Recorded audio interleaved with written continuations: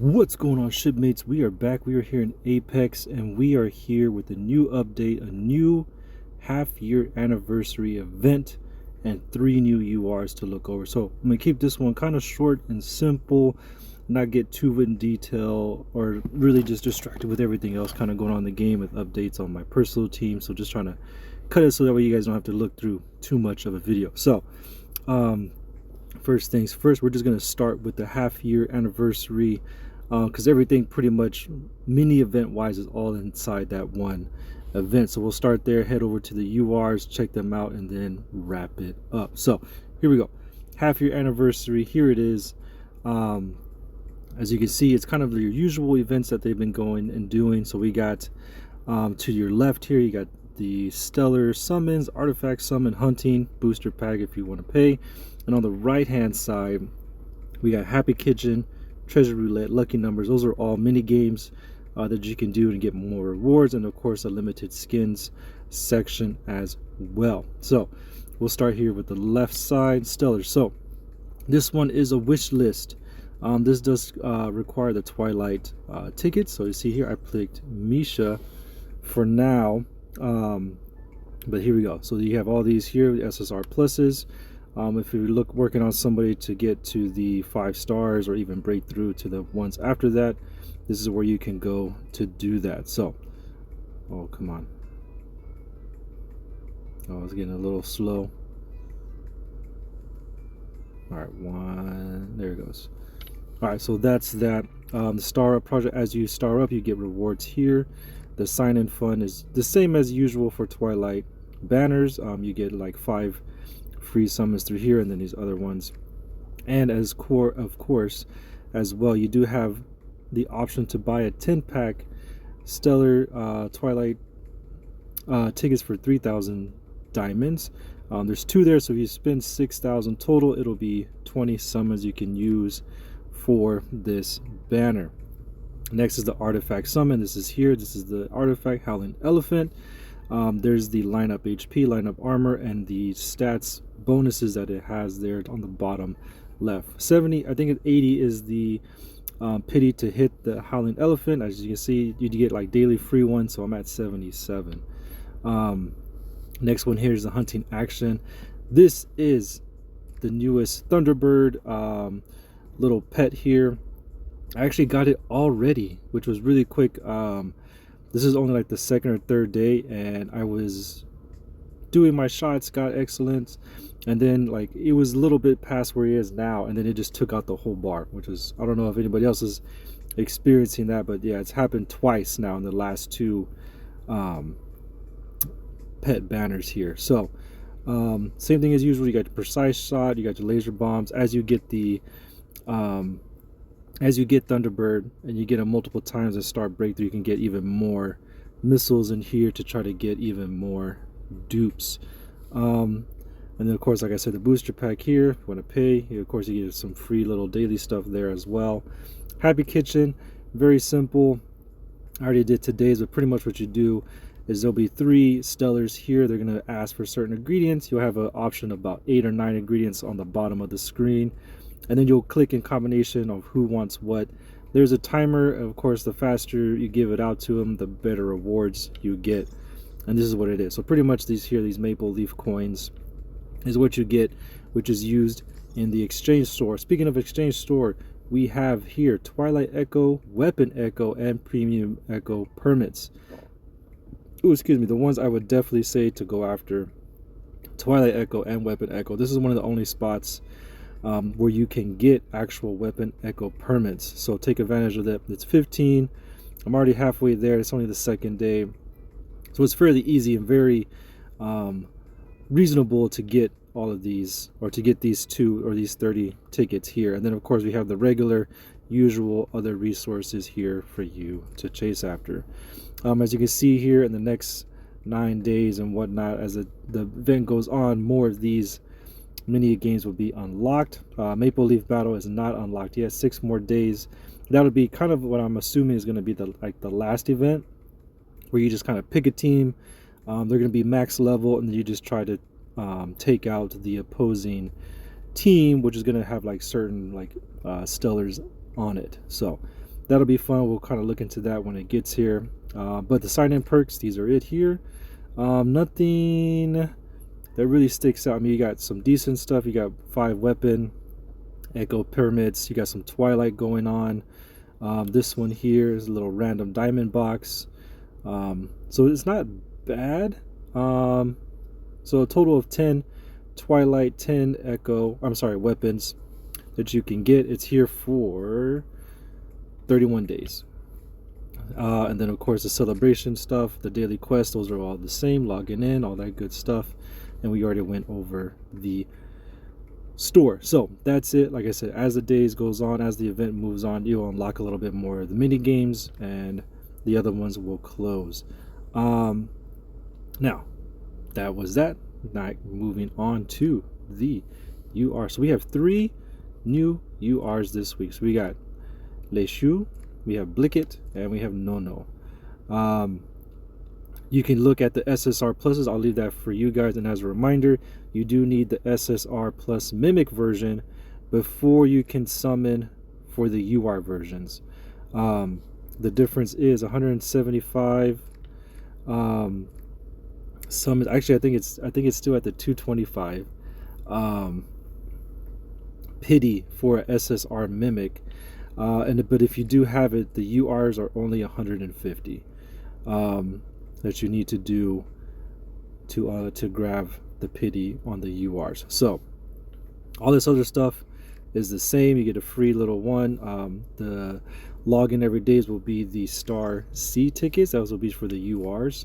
Boss mode is the same. Of course, you get a little free one there, and the theater as well. You still unlock. So each one of these banners for each one of the URs do have this, so you can get 3 times what you would for a single banner one. So we'll start with Frostfall Li Xue.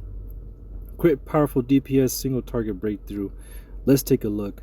Look at those attributes. 28,000 attack, 196 HP. Let's take a look at the skills. All right, so first one, Eternal Frost Knight, deals physical damage equal to 300% of attack to a single enemy and inflicts frostbite level 2. What is frostbite? Frostbite is special state. Li Xue gains 1 stack during Li Xue's 2 actions. This effect can be triggered 1 of 2 times. So it's after she takes a critical hit, she gets that frostbite level 2. So the buff is going to be the frost arc arrow, which doesn't say here, so it's going to be probably a different skill. So those are going to be the passive regular, 50% attack, 40% HP, crit rate 22.5. That's very interesting. Crit rate unit, stellar here. All right, Frozen Touch deals physical damage equal to 240% of attack to a single enemy, consuming all frost arc arrows. There we go. Each stack consumed increases the skill's damage multiplied by 30%. If 4 or more frost arc arrows are consumed, increases the multiplier by the additional 120%. So if you're getting hit by crit, definitely going to be increasing the amount of frost arc arrows here. When casting Frozen Touch, all frost will be okay. We just explained that. All right. That was the 3rd skill. So 4th skill, Frost Bound Apocalypse. All right, we got a few different things going on, so let's go. Increases crit rate by 60%. Wow, that's a lot. At the start of odd number turns. Itself doesn't have the crit damage, final damage increase, or attack increase status. Grants self one of the following buffs for 1 turn in the following order. Crit damage level 3, final damage increase level 3, attacks increase level 3. At the start of even number turns, gains 1 frost arc arrow for each activated buff. Well, there we go. That's how you get the frost. So for each one of these crit, final, or attack increase buffs that you have, you'll get 1 frost arrow. On the even number turns, on the odd number turns, you're getting 1 of these buffs. So that's interesting. So a little bit of a build up for Frostfall. Definitely crit based and focus, so definitely use that to your advantage.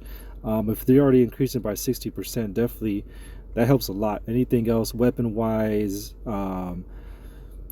armor wise, stuff like that, to give you crit chance and increase that. Get it close to 100 as you can. You'll be killing with this unit. Definitely good skills. I like it. I like the buffs coming one turn, frost arrows coming another, and when you use your frozen touch here, you're using all those frost arc arrows and having a damage multiplier on that as well. 30%, 4 or more is 120. That's a lot of damage. That's a lot. All right, Blickitt. This is one I'm very interested in. We got Forgerith Blickicket, which is Ignite combo and powerful DPS. This is one of the missing links from my team that I'm looking, so let's check it out.